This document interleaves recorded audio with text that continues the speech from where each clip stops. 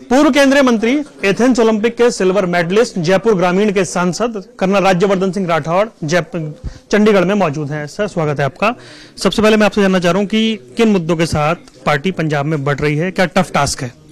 पंजाब का डेवलपमेंट, पंजाब के अंदर जो माफिया राज हो रहा है उसको खत्म करना, जो बेरोजगारी बढ़ती जा रही है उसे खत्म करना, एक विजन के साथ पंजाब में काम करना।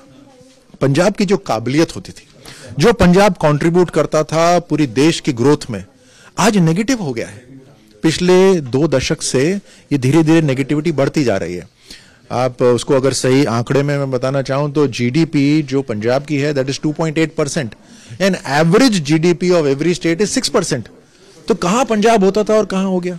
हर क्षेत्र में पीछे जा रहा है। इसको वापस से बदलना, इसके लिए एक विजन के साथ एक इस तरह की गवर्नेंस चाहिए जो प्रधानमंत्री मोदी जी ने पूरे देश में और दूसरे राज्यों में दिखाई है। भारतीय जनता पार्टी पंजाब में इसलिए आई है। 23 सीटों पर लड़ने वाली पार्टी जब यहां पर ऐसे टाइम में एक बड़ी भाई की भूमिका में चुनाव लड़ रही है, जब उसकी एक इमेज बनी, यहां पर एंटी फार्मर इमेज बनी, आपको लग रहा है कि बहुत मुश्किल सी परिस्थिति है पार्टी के लिए? कम्युनिकेशन बहुत जरूरी है जनता के साथ, और ये शायद पहली बार हुआ होगा कि इतने मजबूत प्रधानमंत्री जब उन्होंने कृषि बिल लेकर आए, उसके ऊपर चर्चा का, किसानों के साथ चर्चा का बहुत समय दिया। उसके बाद उन्होंने ये तय करा कि ये जनहित में हम इसको कम्युनिकेट नहीं कर पाए और उन्होंने उसको वापस लिया। तो ये अपने आप में एक बहुत बड़ी बात होती है। एक सेंसिटिव सरकार है और वो सेंसिटिविटी समझकर उन्होंने इन कृषि बिल को वापस लिया। अब पंजाब का डेवलपमेंट बहुत जरूरी है। क्या हम जो घटना हुई वो न केवल किसानों के लिए दुखद थी, देश के लिए भी दुखद थी, प्रधानमंत्री मोदी जी के लिए व्यक्तिगत रूप से बहुत दुखद थी। उससे हमें आगे बढ़ना है, हमें पंजाब को मजबूत करना है और उसके लिए जो नीतियां हैं वो जमीन तक पहुंचे। उसके लिए फेडरल स्ट्रक्चर में यहां की राज्य सरकार एक बहुत बड़ा रोल प्ले करती है। क्योंकि आम आदमी पार्टी ने चेहरा अनाउंस कर दिया है, कांग्रेस अनाउंस करने जा रही है, बिना चेहरे के जाना आपको लगता है कि ये भी एक मुश्किल टास्क है, क्योंकि परसेप्शन की राजनीति है? नहीं, मैं नहीं मानता, क्योंकि जो चेहरे अभी तक अनाउंस हुए या जो होने वाले हैं, उन चेहरों की खासियत तो आप सब जानते हैं, हर जनता, पूरी जनता जानती है।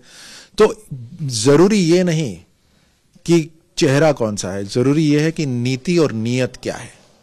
और नीति और नीयत में बिल्कुल साफ फर्क है भारतीय जनता पार्टी में, और उसके कंपैरिजन कांग्रेस और आम आदमी पार्टी में बिल्कुल साफ फर्क है। सर, मुद्दों को लेकर भी जो बात हो रही है, क्योंकि आपने भी 11 सूत्रीय जो कार्यक्रम रखा उसमें कहा कि 5 एकड़ से कम वालों के कर्जा माफ कर देंगे, या दूसरी बातें हैं, दूसरी पार्टियां 1000 रुपए 2000 रुपए देने की बात कर रही हैं। जनता कैसे डिफरेंशिएट करेगी इन सारी बातों में?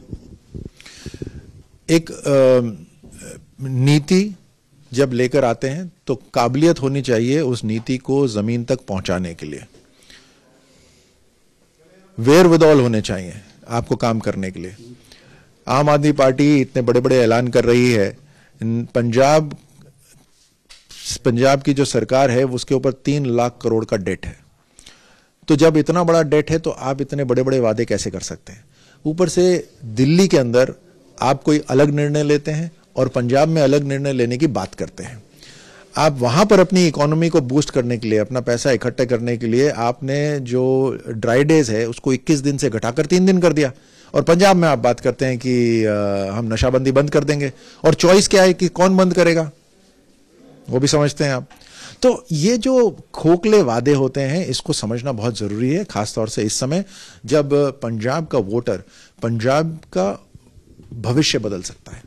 सर, एक वाकया जो 5 जनवरी को हुआ, प्रधानमंत्री यहां नहीं आ पाए, जो कार्यक्रम नहीं हुआ, उसके बाद ऐसा लगा कि बीजेपी के वर्कर्स का मोरल डाउन है। अब क्योंकि इलेक्शन कैंपेन स्टार्ट हो गया है, नेता आने शुरू हो गए हैं, लेकिन आपको क्या लग रहा है कि उस घटना के बाद बीजेपी की कोई जगह पंजाब की राजनीति में बनी है, या फिर एक मैसेज गया कि पीएम भी अपने कार्यक्रम में नहीं पहुंच पाए? न केवल भाजपा के कार्यकर्ता, पूरे देश के हर नागरिक का मन में यह बात उठी थी कि यह क्या हो गया। जिस लोकतंत्र की हम बात करते हैं उस लोकतंत्र के अंदर तो हर व्यक्ति को अपने विचार रखने का अधिकार है, और यहां पर एक देश के प्रधानमंत्री को अपने विचार रखने की अनुमति नहीं दी गई। ऐसा माहौल बना दिया गया क्या यह अचंभे की बात नहीं है? ये तो बहुत एम्बैरेसिंग बात है। और एक सैनिक होने के नाते मुझे लगता है इसमें तो पूरी इंक्वायरी होनी चाहिए कि क्या लक्ष्य था, कौन कौन इसमें शामिल थे, क्या इसका कोई बड़ा लक्ष्य था। उस बात को छोड़कर वापस आते हैं चुनाव के ऊपर कि क्या डर था। प्रधानमंत्री मोदी जी ऐसी क्या बात कर देते, ऐसी कौन सी योजनाओं का ऐलान कर देते जिससे यहां पे जो सत्ताधारी पार्टी है उसके पांव के नीचे से जमीन खिसक जाती। वो डीले कर सकते हैं, रोक नहीं सकते। प्रधानमंत्री मोदी जी का जो विजन है पंजाब का, वो विजन जनता तक पहुंचेगा और जनता इस बार पूरी समझ बूझ कर न केवल खुद के लिए बल्कि पंजाब की किस्मत बदलने के लिए वोट करेगी। एक आखिरी सवाल है सर मेरा, रिटायर्ड खिलाड़ी, एक रिटायर्ड फौजी होने के नाते पंजाब में वो संभावनाएं सारी दिखती हैं, लेकिन बहुत कुछ होना बाकी है। क्या वो ब्लूप्रिंट है बीजेपी के पास? बाकायदा पंजाब के डेवलपमेंट का ब्लूप्रिंट, पूरे देश के डेवलपमेंट का ब्लूप्रिंट प्रधानमंत्री मोदी जी और भारतीय जनता पार्टी सरकार के पास है। एक विजनरी प्राइम मिनिस्टर है हमारे पास, और जिनके होने से भारत इतना मजबूत होता जा रहा है कि दुनिया के अंदर भारत का परचम लहरा रहा है।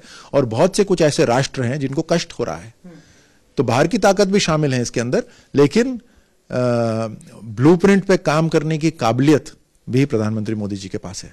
बहुत बहुत धन्यवाद। कर्नल राज्यवर्धन सिंह राठौड़, पूर्व केंद्रीय मंत्री, MH1 प्राइम से एक्सक्लूसिव बातचीत कर रहे थे। कैमरामैन आदित्य पांडे के साथ वरुण गोयल, MH1 प्राइम, चंडीगढ़।